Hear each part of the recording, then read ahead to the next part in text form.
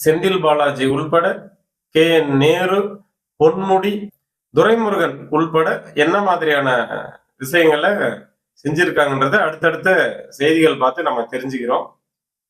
இதுல மாப்பியா, அதாவது திருடர்கள் கூட்டத்தை சேர்த்துட்டு தான் அவங்க இந்த மாதிரியான விஷயங்களை செய்யறாங்கன்றத நம்முடைய பாரத பிரதமர் சொல்லியிருப்பாரு. போதைப் பொருள் சம்பந்தமான உலக அரங்கில் இருந்து கடத்தலுக்கு காரணமா இருந்த ஒரு குற்றவாளி இப்போ அவர் ஜெயில தான் இருக்காரு. இவங்க எல்லாரும் சேர்ந்த ஒரு குழுவாதான் ஊழல் அரசாங்கத்தை நடத்திட்டு வராங்க அப்படின்றத ஒரு அழுத்தமான மெசேஜியா சொல்லியிருப்பாரு. அதை மாற்றக்கூடிய காலம் வந்துச்சு. மக்கள் இதை புரிஞ்சுக்கிட்டாங்க அப்படின்ற விஷயத்த சொல்லியிருப்பாரு.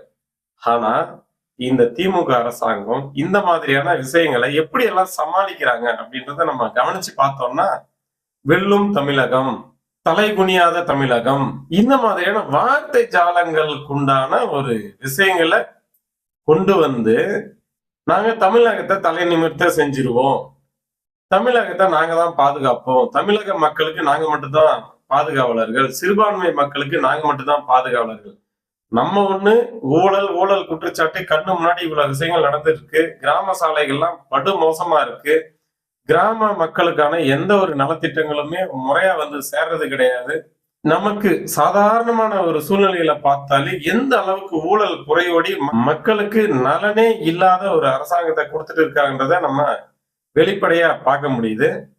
ஆனா இவங்க இந்த மாதிரியான விஷயங்கள் எல்லாம் மறைக்கிறதுக்காக உங்களுடன் ஸ்டாலின், இல்லம் தேடி கல்வி, மக்களுடன் ஸ்டாலின், உங்கள் கனவுகளை சொல்லுங்கள், இந்த மாதிரியான ஒரு சினிமா வசனங்கள் கொண்ட வார்த்தைகள்ல ஒரு திட்டங்கள் போன்ற ஒரு தோற்றத்தை உருவாக்கி அறிவிச்சு, ஏதோ நம்ம எல்லாம் இவர் பாதுகாக்கலன்னா மிகப்பெரிய ஆபத்துல இருக்குன்ற மாதிரியும், ஒரு தேச நலன் சார்ந்த கட்சி ஆட்சிக்கு வந்தா நம்ம தேசத்திலே இல்லாம போயிருவோம் அப்படின்ற மாதிரியான ஒரு பொய்களை வாரி இறைக்கிறதே வாடிக்கையாக கொண்டவர்கள் தான்.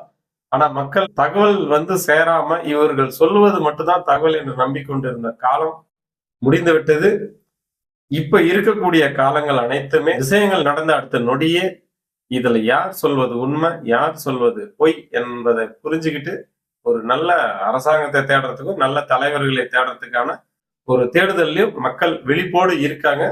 அதை 26ல இந்த திமுக அரசாங்கத்துக்கு நம்ம சொல்ல வேண்டிய சூழ்நிலையிலையும் கட்டாயத்திலும் இருக்கோம். அதை நம்ம ஒரு நல்லாட்சி, நமக்கான ஒரு நல்லதற்காக ஒரு நல்ல அரசாங்கத்தை உருவாக்க வேண்டியது நம்முடைய கடமை.